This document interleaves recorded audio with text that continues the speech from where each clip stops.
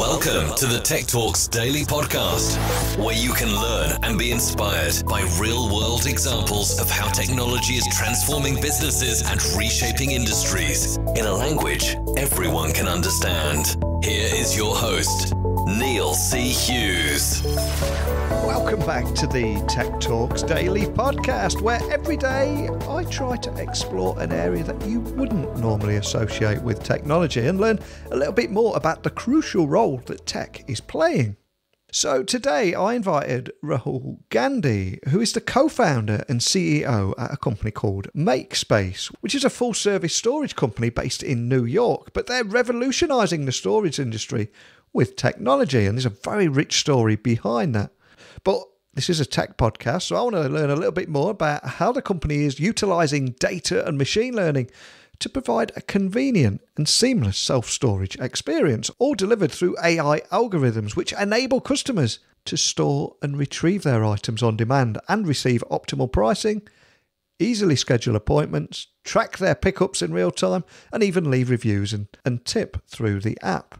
But not only that, he's also got an incredibly cool tech story as well, which stretches all the way back to the days of AOL CDs. Does anyone remember those, when you used to open a magazine and about 3 discs would fall out? But enough from me. Let's get him onto the podcast now and hear more about his inspirational story in tech. So a massive warm welcome to the show. Can you tell the listeners a little about who you are and what you do? Yeah. So thank you. I'm really excited to be able to be here with you today. My name is Rahul Gandhi. I am a co-founder and CEO of a company called MakeSpace. And as our name tells you, what we're doing is really revolutionizing the way people experience the self-storage industry today. And largely it was a creation that came out of my own frustration, but what our business does is effectively, if you have need to store physical items, we've created a full valet experience where, our real thesis is around the convenience aspect that we'll pick up your items, we'll store them for you, we'll deliver a magical experience from you all across, the spectrum of when you sign up for a storage service to actually storing items with us. And we do all of that at a fraction of the cost of what you'd have to actually pay, when you have to go to the incumbent services of doing the traditional self-storage experience today. And a little bit of history on me personally. I've come from a long history of entrepreneurs in my family. My father was an entrepreneur. He was a restaurant owner, came to the U.S. in the 70s, immigrated from India. And I've grown up watching businesses. I've felt the wrath of, lots of success and ultimate failures that come along with that. And it was, really growing up working with my dad and seeing, his the lessons that he learned as he was, really building his presence in the restaurant space was transformational for me and really kind of held through along the ways as I started my journey towards ultimately getting MakeSpace off the ground. And, the two things that really, really drove my passion as I was growing up. And the stories come from when I was 10 years old. I would work in his restaurant. I grew a real passion for customer experience. And it was simple things like my dad owned a franchise. He was a franchisee owner. And so he would, our first restaurant was a restaurant called Arby's. And I remember working behind, the desk with him or the cashier's area.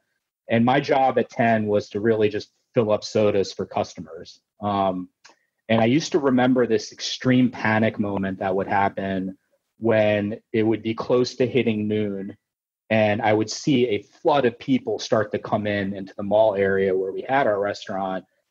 And you just didn't know what to do because you knew there was going to be a lot of, requests coming in. And I was 10 years old. And something magical really happened to me as I started to experience that more often, as I started to recognize patterns.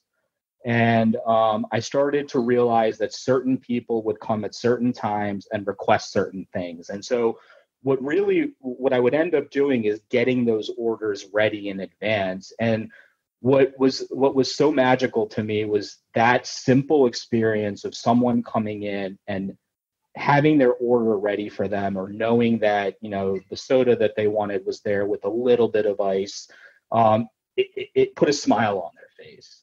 And as I, started to build on that experience over that time, really became a passion of mine, is how do you understand your customer, build relationships with your customer, and how do you think about services that can, ultimately continue to build on that as we grow as a society. And so that became a big passion for me.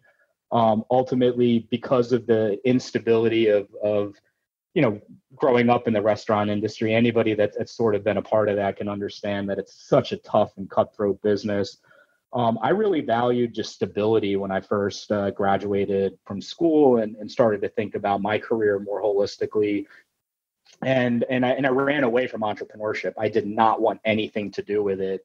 I was really enamored by how I could take my experience and start to understand this really crazy world of deal making, and ended up doing a short stint in Wall Street as an investment banker, and pretty quickly realized that was, not my place. I learned a lot during that time, but ultimately found the second part of what became very transformational across my career and life. And that was an opportunity to join America Online back in 2004. And America Online was my first real time working at a, quote unquote technology company. Certainly in a company at the time that, was going through a very big transformational period themselves, really trying to figure out the next wave of their business. They were, if you recall back in the day, they were, the pioneers of accessing internet, and they used to send out a disc where people would, hey, I'm sure everybody can recall that, and that magical disc where you stick it inside your computer, and all of a sudden, you got this closed wall system, you access the internet. And that was, really great for them in building a massive business. But ultimately, people started, as technology got better and better, didn't need to rely on that anymore. So what were they going to do for the next phase of their business? And that's where I started to learn the power of software. And what most people don't recognize is that America Online, had built millions and millions of followers and users, and they had systems in place in 2004 that we use readily today, like Slack. At the time, it was instant messenger. I never used email at America Online. And it was so interesting based on like how that developed my relationships within the community of people that I worked with and my colleagues, but also just understanding the power that technology and software could have eventually on customer experience. And that was a tremendous learning experience for me. Ultimately led to me, spending a small stint of time as an investor. And then it came full circle where, I left that world where I was inspired by many, many entrepreneurs who were trying to, make a difference and change the way we interact with different services every day, and ultimately got MakeSpace off the ground myself because of my own frustrations with the storage experience. And just listening to your story, I was getting flashbacks of opening magazines and Netscape Navigator and AOL CDs coming out. Man, remember those days? It was it was definitely it was a wide range of emotions working at at the company during that time, because of so much change that was happening, and because of leadership changes, and really trying to figure out, like, you've had a business that made you a leader in the industry by leaps and bounds, and that was going away steadily, and people were eating your cake, whether it was Google, Yahoo, or many others that were out there. You could see that happening in real time, and so that had an impact on the business. While there's a lot of innovation and places to run, there's layoffs happening at the same time.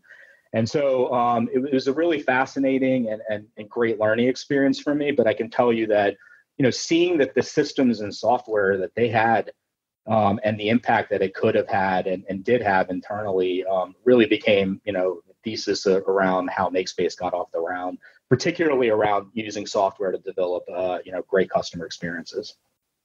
And like you said, MakeSpace is a full service storage company that's based in New York. But as this is a tech podcast, can I ask you expand on how you're actually revolutionizing the storage industry through technology? Because that's a story we don't get to hear about much. Yeah, and you know, because technology is so foreign in the self-storage industry itself, we often, you know, that point gets often overlooked when you look at our business, and that's the most interesting thing, and why I wanted to give you the perspective of my story, because you know, when I went through the self-storage experience on my own, it was really surprising to me that nowhere along the way was there an interaction with the company itself. So whether I would pick, you know, Public Storage or Extra Space or CubeSmart, it really didn't matter. They were all selling the same thing to me. It was a box that I could rent and put my stuff in, but they didn't really know anything about me, what I wanted to store. It was just, what size box do you need? And I'll lease it to you, almost like you're a landlord renting an apartment unit. And so, you know, for me, when I realized that if we wanted to reinvent that experience, there was two critical things we had to think about. One was we had to not, you know, the self-storage industry didn't care about the customer experience, mostly because their business was around the real estate of it. That's how they're designed. So most of them trade as a REIT in the public markets, and as a REIT, it's really about the real estate property, and just the evaluation and decisions that you make to run your business are very different when you think about yourself as a consumer business. So for us, it was very important that we thought about ourselves as a consumer business and not a real estate business. And that was a key defining difference, you know, that really helped to position our service to be different than what's out there today. And now, you know, to answer your question more specifically, I knew early on that the only way we could deliver this magical experience that really tackled all of the frustrations that I had and my co-founders had with, you know, the things that we had to do with the traditional self-storage service required technology. And so, you know, when you go through our value proposition, which is we don't want you to ever have to step out of your place to go to a storage facility, which was a really great value prop, because when I go back to my first experience during Hurricane Sandy, it was already a stressful event that happened in my life. And I had to rent a car on top of that to get to a storage facility, which I had to find near my apartment.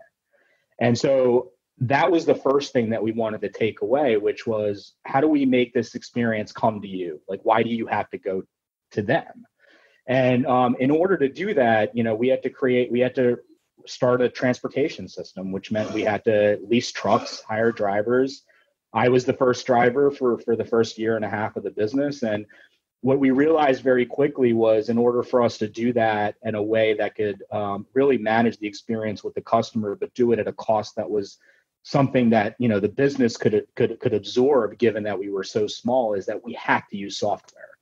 And so we built these logistics capabilities that helped us drive that transportation piece. The second piece was, well, how do we make sure that when you're a customer and you're, you know, trying to figure out what space size you need, that you actually pay for the space size that's required. And all I mean by that is, you know, one other pain point that I had was when I walked in to a storage facility during that time in need of Hurricane Sandy, you know, I needed a smaller space, about a 5x5 space, which is pretty standard in the industry. But, you know, obviously there was a lot more people during that time that needed storage. And so the only option that was available to me was a much bigger size space. So I had two alternatives. I could, one, rent that bigger size space and pay that premium fee, even though I didn't need it.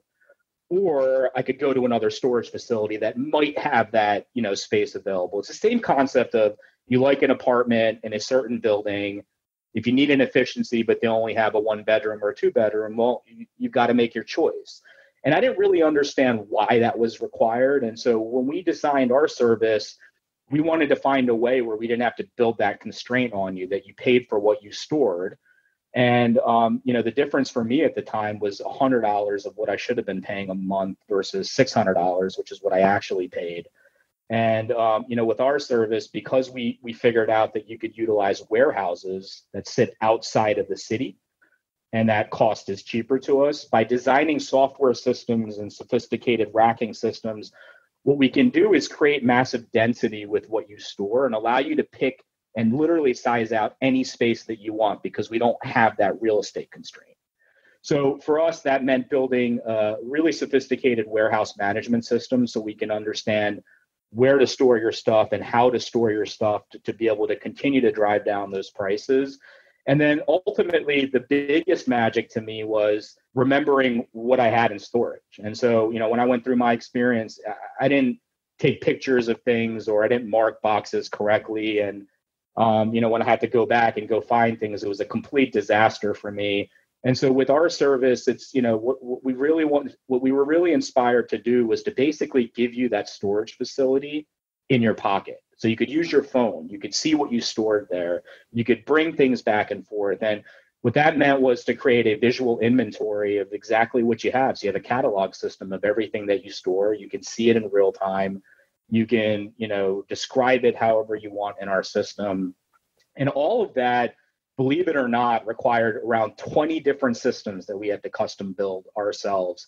It took us over 5 years to develop all that software and technology and really refine it in order to be able to get it to the state that it's in today. And even now, it's a constant, exercise to be able to continue to innovate and tweak the software systems or build new ones as we listen to what our customers really want from the service and how we develop it, particularly as we look at the environment today and what's changed with COVID, et cetera. Certainly that software that we developed it has become a really powerful tool and really the DNA of the company. And I can tell you one major mission that we created early on was we evaluated our business and how we were going to build it from a lens of how do we solve any problems that we have through software and technology. And it was a really important distinction because, many people in the industry, whether it's even on the retail side that run and operate warehouses, take the approach that if we want to do things faster or quicker, deliver a much better customer experience, we have to add people to the equation. And our view was we think software could really do that and make people more efficient and better at delivering that. But in order to do it, we knew we had to create our own systems because that certainly wasn't what was available in market for us. And one of the things I always try and do on this podcast as well is try and find a little bit more about the story behind the company. And I believe yours began back in 2013 as a result of your experience with self-storage during Hurricane Sandy. For anyone that's missed that, can you just share that story with me? Yeah, so for folks that haven't heard me before, I'm a single father. I have two twin daughters. At the time, they were one. And Hurricane Sandy had hit, and unfortunately, we were forced into looking for a storage facility. And so we had about 20 boxes of things that we needed to store as we were going to get through the period. We'd lost electric and water and all that stuff in our apartment. We didn't have a ton of damage, but we did have things that we had to get out of the space. And so I ended up during that time having to go find a storage facility, and that meant, because I lived in New York and, didn't have a car readily available, I had to go rent a car. I had to find a storage facility. So the first thing I did was try to think of, where had I seen a storage facility? I didn't even know where to start. And I went on Google and, did some searches, and I found one that was about a mile away. And I went over to the facility and I saw an advertisement as I was going through that process for a 5x5 unit, which seemed right. I had about 20 boxes of things. And so I walked into the facility and, there was one person that was working behind the desk, and they basically had told me, hey, we've got one space available. It's a 5x15. I didn't really know what that meant, but it was about a space that was 3x bigger than what I needed. And then they started to sell me all the services that I needed in order to be able to occupy the space. And at the time, I was so stressed out, and these are usually the events that drive people to storage. They call them the 4 Ds. It's death, downsize, divorce, disaster, morbid events, not good experiences. And then that's what's, the industry for self-storage is traditionally capitalized on, is people in my situation where you don't really have that much of a choice. And so they can start charging you for every little service that you need in order to be able to operate and use that facility. And that's what I experienced. And it was shocking because I didn't sit there and ask myself, well, why am I doing this at that moment? I just wanted to get it done and get it over with. It wasn't until after it was done that one of my best friends and co-founders had gone through a similar experience that we started to ask those questions, and it eventually unearthed an amazing opportunity that we thought that, hey, we could really think about convenience in a different way here. And we could start to look at what Uber and Lyft and others were doing in really old and antiquated industries and starting to bring a whole technological experience to it. Like, how do we do that for what we just went through? And that's where MakeSpace was born. And it was just simple. We wanted a much easier way that took out all those friction points. And again, starting with what I stated before of having to go find the unit, having to go take your things over to the unit, to pay for supplies to be able to store your items or a lock and all of those things. We didn't want, customers to have to think about that journey. We wanted to help coach them along the way. And where we could, provide those services at a very reasonable cost. So, you really do have a magical experience when you use MakeSpace where, we do all the heavy lifting and hard work, and you just tell us what you actually need done. And so that's where MakeSpace was born, and that's the story behind it. And it's really born out of us trying to solve something that we not only felt, but more importantly, as we saw the world changing, and this was, back in 2013, as you had mentioned, we knew that the world was changing and the expectation for convenience was growing, and that, quite frankly, the industry wasn't really keeping pace with that. And it was largely because they never really had an opportunity to develop a relationship and listen to the customer. They didn't really take any of those interaction points and build on it. And so that's where our competitive advantage came in. And so that's where the business got off the ground. And like you said, from there, you created MakeSpace as a means to revolutionize that antiquated storage industry by combining innovative technology with that customer first approach to service. But what were the biggest challenges that you faced in that time, and how did you overcome them? I would imagine there was more than a few, but is there any that spring to mind? I laugh when I even think about it, because we were so starry-eyed about the opportunity when it was there. And I think one of the magical things about us getting the business off the ground is if we knew how hard it was going to be, we may not have done it. Yeah. And I think, not knowing that and not being particularly any sort of experts in the key areas that we needed to solve was actually helpful for us, because we weren't scared to really do things that weren't customary in the market. And the biggest challenge that we faced was realizing that, all the things that we wanted to do to create a better experience in the industry meant that we were really starting to tackle areas that were very complicated and out of our comfort zone and areas of expertise. And first and foremost being operations and logistics. So, trying to do this at scale and managing a massive fleet and managing a bunch of trucks that are on the road every day, and drivers, and having to create warehousing processes and really understanding warehouses and racking systems and the real estate component.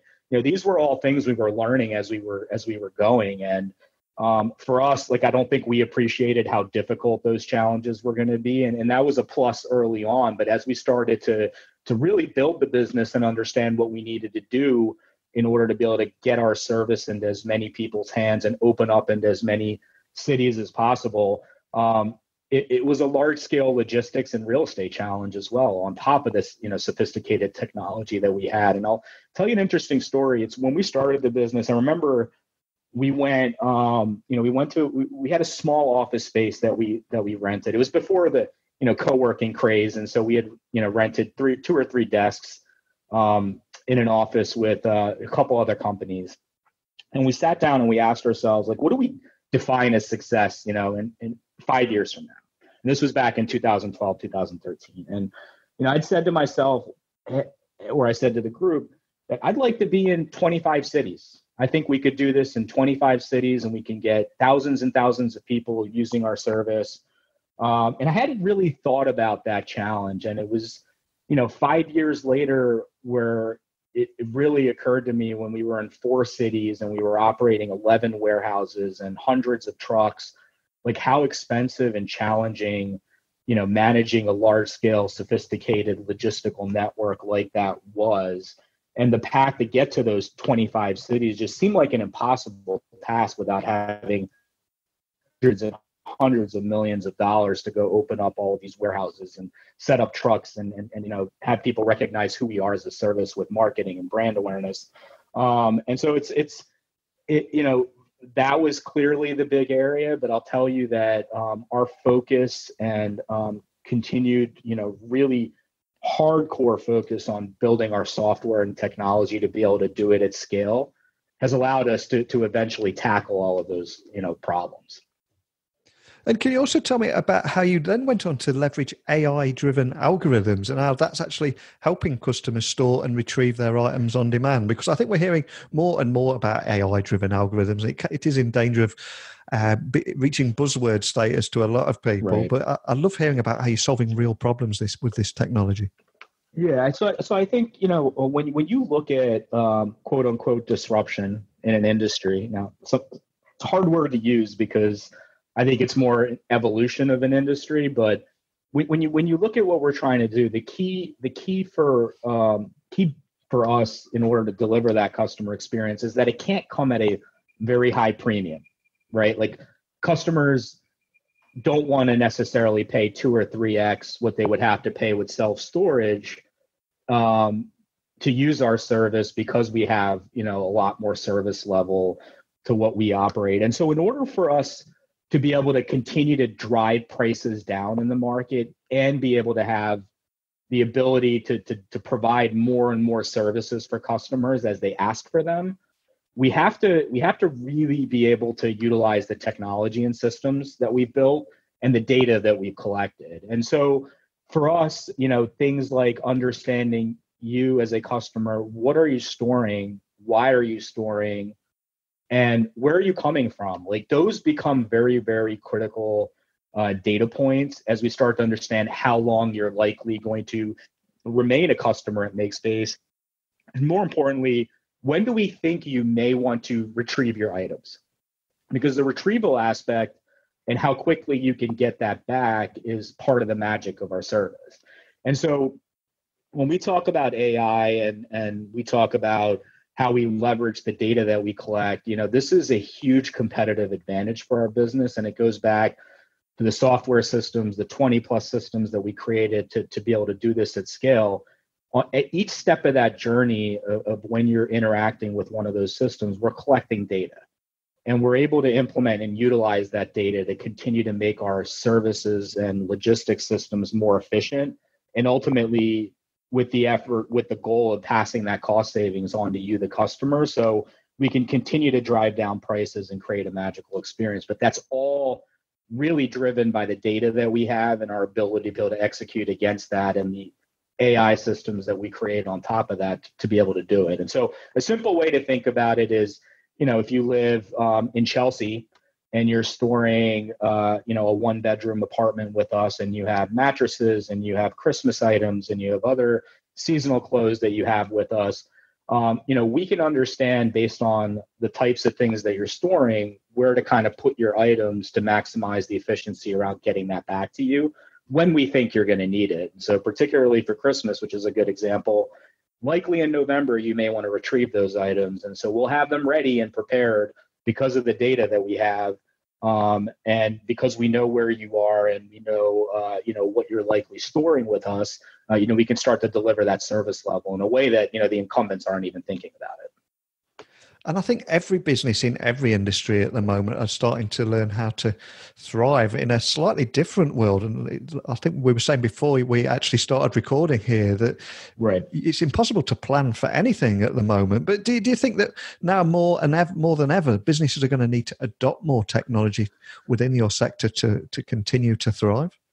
Yeah, I mean, it's I think if not, it's this uncertain environment what we're experiencing today, I think in many ways going to be a watershed moment for our business, because one of the challenges that we've always had is articulating and communicating that our service is far more user friendly than what you would get with the incumbent storage companies today. Because when you research it, you see MakeSpace, but do you know that there's trucks and transportation and all of that other stuff coming to you? That's always been a challenge for us. But I think now, given behavior changes with COVID and the expectation and need for convenience, we've just seen a large surge in demand for what we're offering today. And really, that's just a proven point that in order to do what we're doing, it takes a lot of technology and software development, which I think in the industry itself, they've been very, very afraid of sort of utilizing that, because it's been a great run in self-storage for many, many decades. Why change something that's working? It's the same concept that AOL took for many, many decades, which was the dial-up business is giving us a lot of money every year. Why do we have to change anything? And then all of a sudden, as your customer expectations change, if you're not ready for it and you're not ready to capitalize, which I don't think the industry is, that's where the change really it happens. And so I think for businesses like us, we're well positioned for that, because we take a critical focus on technology and software. I think the industry's lack of doing that is going to make it very tough for them to adapt. But I think that goes for every business today. It's if the one thing that you need, which is people, is the biggest cost item for your business as you're operating it, and you're in warehouses today and you can't have people as close together because of social distancing and measures like that, and for their own safety. Being able to rely on tools and resources and being able to implement software to help create productivity without having to add more people in smaller spaces is going to be critical. And I think, the companies that are thinking hard about that, or have always thought about that, Amazon is a great example, are the ones that are succeeding in this environment. And I think that's going to be, very much the same for businesses like us as well. And I also read that you believe that there are additional benefits that this could also bring to cities and urbanization. Mm-hmm. So can you expand on that as well? Because I think that's a side of the story that we seldom get to hear. Yeah, it's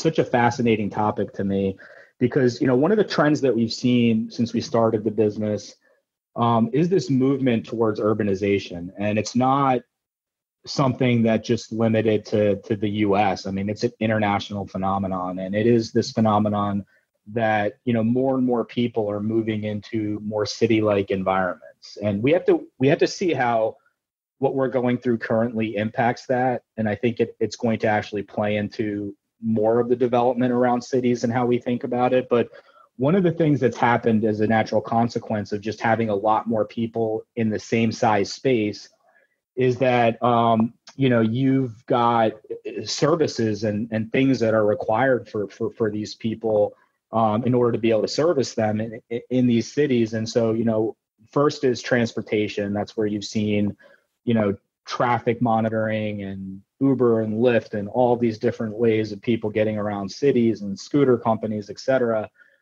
You've seen that mobility aspect really be a focus over the last several years of how to, deal with so many more people in the city and getting from point A to point B.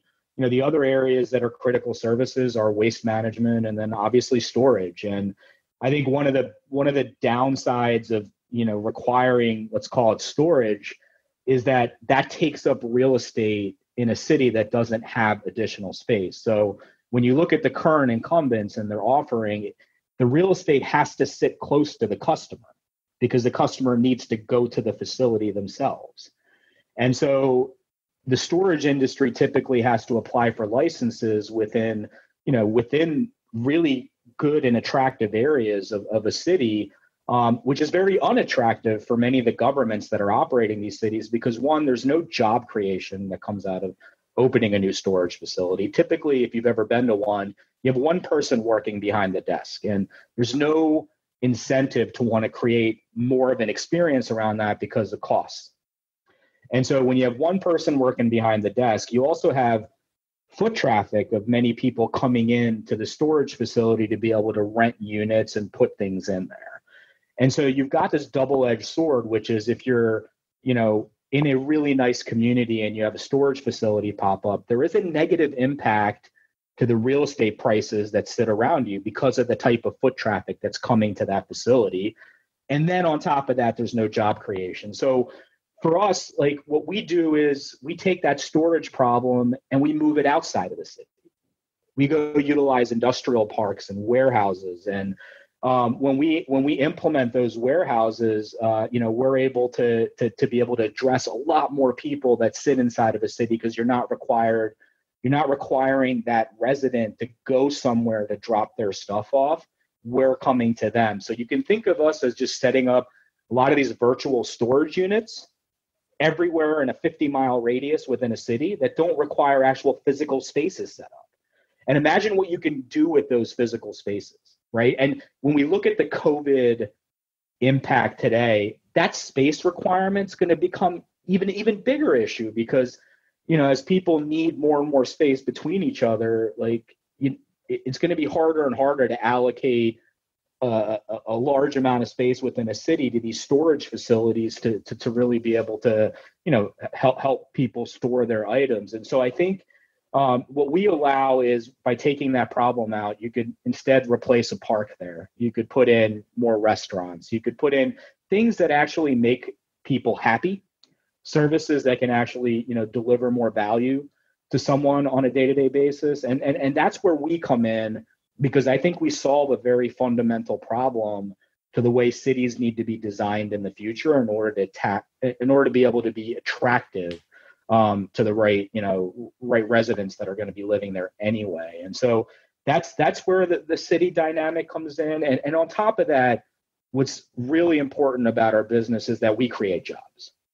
So by running the service that we do, we hire drivers, we hire warehouse workers, we do a lot more beneficial things to a local government and for a local city outside of just providing a service that their tenants are going to need anyway. We do it in a way that's actually beneficial for all stakeholders.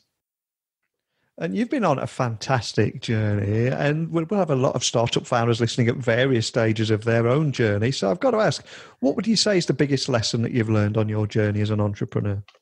You've got to have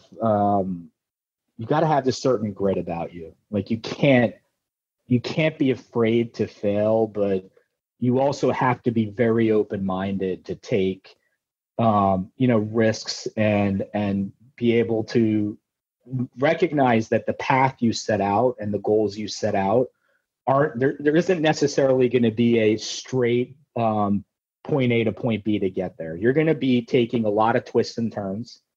And the most important thing that I've learned that has, carried its way across my journey for us being 7 years and continuing to be in operation and being in 24 cities today, has been to be open to very different paths to be able to get there. And I think, and not losing conviction, like believing in that initial vision that really got you off the ground and continuing to execute against that. And, the one simple story that I'll say is that I said it earlier, when we got the business off the ground in 2013 and we sat around and tried to figure out what would success be in 5 years, I had said 25 cities and, we'd be operational and running a massive logistics network and we'd have thousands of users for our service.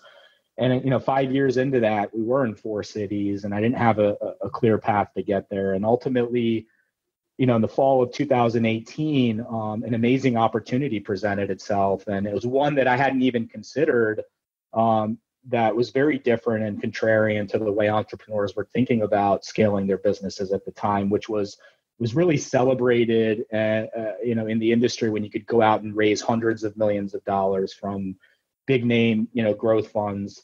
And you would go out and invest against building everything that you needed to scale your business. And as I'd always said, for us, like my passion, my experience has always been around technology and customer experience.